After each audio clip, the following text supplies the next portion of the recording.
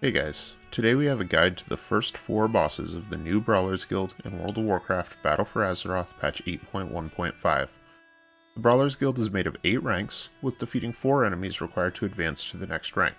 As you'd expect, the first 4 fights are the easiest. The first fight is the Crocolisk Bruce. Bruce is a straightforward fight and has kept the same mechanics as the first encounter of the Brawlers Guild since its inception.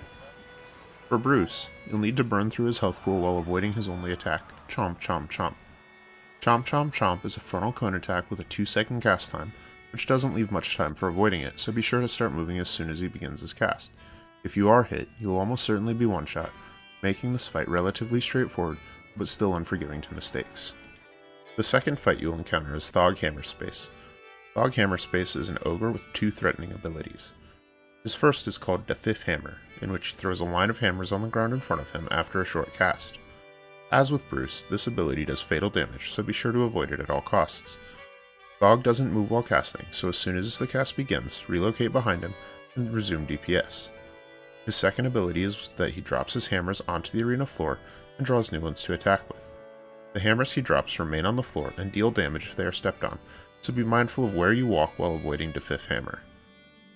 Thog also has about 50% more health than Bruce, meaning it is reasonable to see the 90-second enrage timer on this boss if your damage is low, or if you're playing a healer or tank spec. The 90-second enrage timer is present for all fights, and the bosses only get tougher from here forward, so if you're struggling with it, consider seeking additional gear or practice on your rotation. The third encounter is Grandpa GrummleFloot. Grandpa GrummleFloot has 4 attacks: Song of Flute, dealing damage to the player; Cantata of Fluting, which heals Grandpa GrummleFloot; GrummlePack Explosion, which does a knockback, as well as summoning Lucky Doos and Lucky Don'ts throughout the arena. To defeat Grandpa GrummleFloot, focus on damaging him and interrupting his Cantata of Fluting to prevent him from healing. If you do take damage, walk over the blue Lucky Doos while avoiding the red Lucky Don'ts and yellow bad Lucky Doos, which will do heavy damage if you touch them.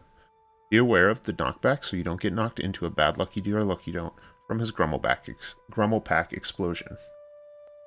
The final rank 1 encounter is Ketchum, a relatively straightforward boss that uses a single attack that also serves as a soft enrage.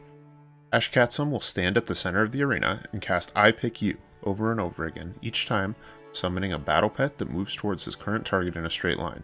Upon reaching a wall, the battle pet will reorientate itself towards the same target again and start moving along a new line.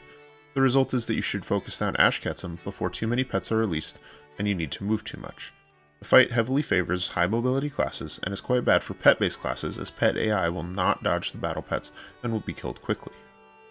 That's all for the rank 1 bosses. All 4 are pretty straightforward and should fall pretty quickly to a moderately geared DPS player. If you have any comments or suggestions, please let me know. Thanks for watching, and be sure to hit that like and subscribe button.